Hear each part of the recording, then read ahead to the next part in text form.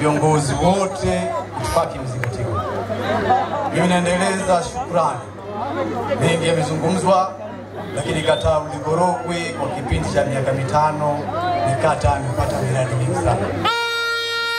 Tumepata miradi wa afya, tumepata zahanati, na nikushukuru mwenyekiti, ulikuja kutuanzia jengo la daktari pale. Wakazi wa Uligorogwe wana furaha sana kuwepo na wewe siku leo.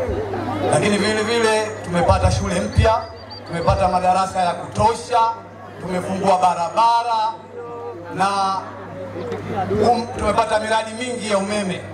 Leo katika kata ya Uligorogwe hamna shida ya umeme, isipokuwa tunayo kero za kujaza mapungufu ya umeme. Na kwa uzuri tayari tumeshapata miradi 3 kwa wenzetu wa Darajani, Relini na eneo pale la idara ya maji. Lakini cha mwisho niseme tu mheshimiwa mwenyekiti, nizungumzie Korogwe ya miaka 5 inayokuja. Zangu walisema na mwenyekiti wetu wa wilaya ameongea, tunalo shamba ambalo limefutwa.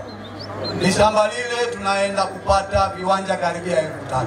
Utakuwa na Old Korogwe na New Korogwe ndani ya Old Korogwe. Old Korogwe ni la kufunguka sasa. Lakini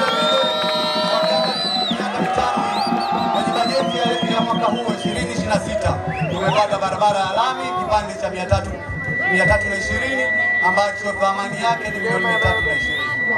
Lakini vile vile tumepata miradi ya umeme, lakini tunacho kituo cha afya. Ilani yetu inatuambia kwamba kwa sababu ya muda naomba nifikie hapo. Asante sana.